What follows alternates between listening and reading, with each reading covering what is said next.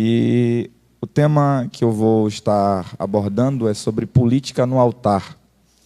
Um tema bastante relevante para os nossos dias e também oportuno, porque nós vivemos tempos políticos muito conflitantes. E é bom falar sobre o tema e falar de uma forma abrangente.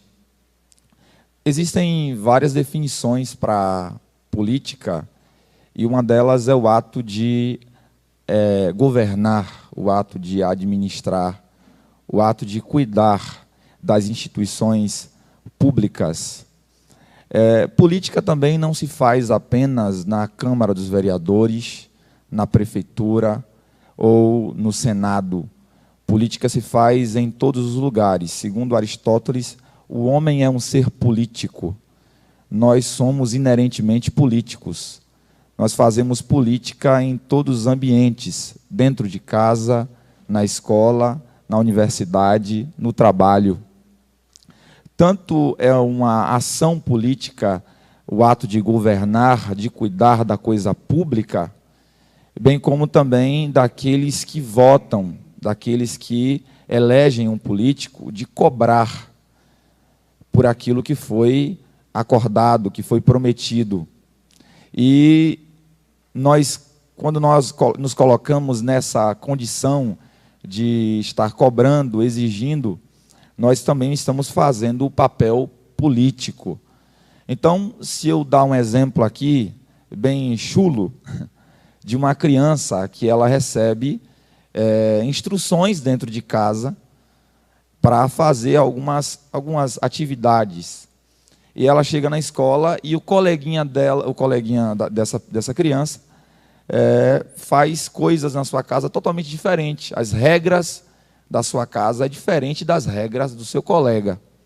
E ele chega para o seu pai e começa a questionar essas regras porque não são iguais e lutar para que as regras que o seu coleguinha tem em sua casa sejam igual, também é um ato político. Então, política se faz de diversas maneiras, de diversas formas. E, dentre essa questão, esse ponto político, já que o tema, para não sair do tema, é política no altar, nós podemos observar que a nossa comunidade cristã geralmente tem um ranço sobre política. Até porque alguns sofreram muitas decepções. E quando se fala em política, as pessoas acham que política só está se referindo a período eleitoral. E não é o caso. Não é só a período eleitoral. E quando se fala em um cristão, estar fazendo parte de uma instituição pública ou atuando como um político, também há certa rejeição.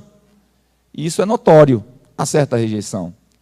Mas a Bíblia vai nos dar diversos exemplos, e o pastor Delso aqui, ele deu uma prévia dessa necessidade, e também de governantes que não eram servos de Deus, mas que foram chamados de servos por Deus, e nesse contexto é porque eles eram a vara do juízo de Deus sobre o seu povo, e Deus utilizou-os assim. Nós temos na Bíblia homens como José, que é citado por nós em pregações como modelo de caráter, um homem de caráter ilibado, um homem que saiu de sua terra como escravo, porque os seus irmãos venderam, mas os seus irmãos não sabiam que quando venderam a José, estavam patrocinando o seu ministério, porque era no Egito que ele iria crescer politicamente. Cerca de 17 anos entre a chegada dele ao Egito até a sua ascensão, a posição política como governador do Egito. Mas o que vem ao caso aqui ressaltar é que José, ele era um homem de caráter. E aqui eu abro parênteses para dizer que a política não vai, como eu posso dizer, não vai denegrir a imagem de ninguém, ou a política vai tornar alguém corrupto. Nós não temos essa questão. Entrou na política, vai se corromper. É o que eu mais escuto. Entrou na política, vai se corromper. Mas isso é uma inverdade. Porque a política, a igreja, qualquer outra instituição, não corrompe ninguém, só revela o caráter do indivíduo. A política só vai revelar quem ele é realmente. Uma coisa é moralidade, que é aquilo que as pessoas dizem de você na sociedade. Outra coisa é caráter, que é aquilo que você é quando ninguém está lhe vendo. Então ninguém pode descrever exatamente como é o seu caráter, e sim a sua moral. Ou seja, o seu caráter vai revelar a sua moral na sociedade e vice-versa. Mas as pessoas, elas não se corrompem a partir da política, só revela quem elas são. Nós temos exemplos tanto bíblicos quanto na política, né, contemporânea, de homens de caráter ilibado, de homens que são comprometidos com a política séria. E política não é exatamente isso que nós entendemos aí, o que está acontecendo de tanta coisa ruim, mas política é a política séria. O que é o averso disso é a politicagem, né? A compra de votos e tantas outras coisas que são feitas, que são ilegais perante a nossa Constituição brasileira. Então, na Bíblia nós encontramos homens como Esdras, lideranças, né, exemplares, Neemias, homens que foram lideranças, digamos, políticas. Temos o exemplo de Daniel.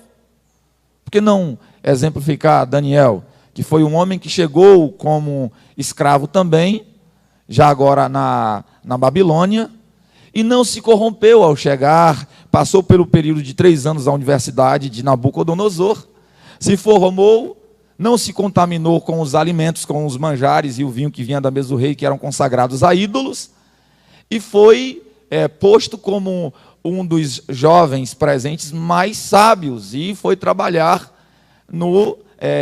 na parte pública, até o ponto que o rei chamou e colocou ele como governador, no processo em que o rei foi para o pasto e voltou novamente para o trono. Colocou como rei, ou melhor, como governador, e ele foi um governante exemplar. Nós temos também Sadraque, Mesaque e Abednego, que foram nomes dados, né, babilônicos para os amigos de Daniel, que foram jovens também exemplares. Nós temos muitos exemplos na Bíblia de pessoas que foram exemplares na política. Por que não falar da rainha Esté, né, num governo monárquico? Por que não falar da juíza Ruth? Temos diversos exemplos de homens e mulheres que foram íntegros na política. Mas esses dias estávamos em uma reunião da Juventude Corajosa, que é uma associação na qual eu sou presidente, e os jovens se reuniram, e Rayane está aqui até presente, estava presente na reunião, e a própria Rayane, vou citar o nome como exemplo, chegou para mim e falou assim: Efraim, eu odiava política. Eu não suportava política, porque eu tinha uma concepção totalmente diferente de política. Após participar de uma palestra sobre ciência política, a concepção dela mudou. Porque ela percebeu o que ela sempre rejeitou foi a politicagem, e não a política séria. E falando sobre política no púlpito, nós precisamos de homens e mulheres sérios na nossa igreja, para nos representar. Leis que são aprovadas, todos nós sabemos aqui, que fere, né, um modelo cristão, que fere um modelo familiar. É necessário ter homens, né, íntegros, até porque a política é a assembleia dos homens justos, dos homens de boa vontade, né? E nós somos nada mais, nada menos do que o reflexo daquilo que nós votamos. Falamos tanto, né, criticamos tanto as lideranças em todos os âmbitos, no púlpito, na política, mas quando nós colocamos alguém lá, qual critério que usamos para votar? Qual critério usamos para eleger? Eles são apenas o nosso reflexo, o reflexo do nosso caráter. Então, eu entendo, e já finalizando, que nós precisamos, sim, de homens e mulheres, né, nos púlpitos, mas fazendo aqui apenas uma ressalva, isso aqui agora é a minha opinião, opinião de Efraim. Eu, particularmente, não sou muito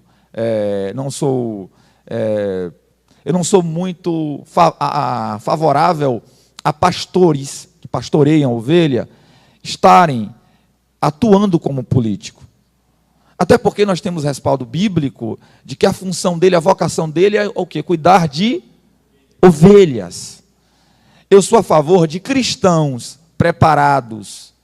E aí eu vejo a necessidade de termos departamentos, sim, na igreja, que trabalhe essa esfera política na juventude e nas pessoas que tenham vocação política para estarem representando a comunidade cristã, na Câmara, no Senado, em todos os ambientes, em todas as esferas políticas. Eu vejo que há uma grande necessidade e vejo que muitos que já estão lá estão fazendo a diferença. Não digo todos, porque nós não podemos generalizar todas as pessoas, né? Não podemos ser daquele tipo de pessoas que literaliza tudo, pluraliza tudo e não adjetiva nada. Nós precisamos ser mais específicos nas nossas escolhas e na nossa decisão, no nosso ponto de vista, na nossa forma de analisar e julgar. Precisamos ser mais coerentes. E aí, o político, vejo eu, tem que ter essa capacidade de dialogar, até porque a política serve para isso. A política serve para apaziguar conflitos. E o oposto da política seria a guerra. Então, a política serve para isso, para apaziguar conflitos, para deliberar, para discutir. Então, a necessidade de ter homens e mulheres no púlpito, ou seja, na igreja, atuando como políticos sérios, é muito importante. E aí a função também do pastor de estar fiscalizando, de estar acompanhando, de estar aconselhando essas pessoas que têm uma vocação política. E aqui eu encerro a minha fala, já agradecendo a todos presentes. Tem alguns minutos, já encerrou? Tenho 13 minutos para fazer as considerações. Então eu vejo, irmãos, que às vezes nós chegamos na universidade, eu faço palestras nas escolas públicas, municipais e faculdades, e eu vejo que quando nós falamos sobre política, as pessoas tomam logo um susto.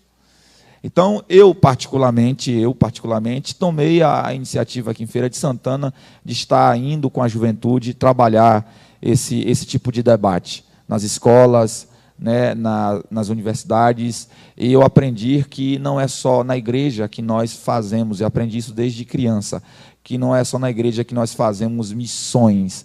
Você também, como político, pode fazer missões no Senado, na Câmara, você pode evangelizar. E a melhor forma de evangelizar é através da sua vida, do seu testemunho, do seu caráter, em todas as esferas. Quando você dá um bom testemunho, as pessoas vão falar assim, por mais que não goste de você, por alguma característica que você tenha, mas que não goste de você, ele é muito sério, ele sorri demais, eu não gostei da testa dele, não gostei do nariz dele. Pode ser que não goste em alguma coisa em você, em alguma característica sua, mas não pode falar do seu caráter, não podem falar da sua moral. Eu não gosto dele, mas ele é uma pessoa íntegra, ela é uma pessoa íntegra. Então é uma pessoa exemplar. E é isso que nós precisamos refletir na sociedade como cristão. Até porque o tema aqui é política no altar. Então é do altar para fora. É de dentro para fora. Até porque nós fomos chamados para fora. Igreja, eclesia. Fomos chamados para fazer a diferença lá fora.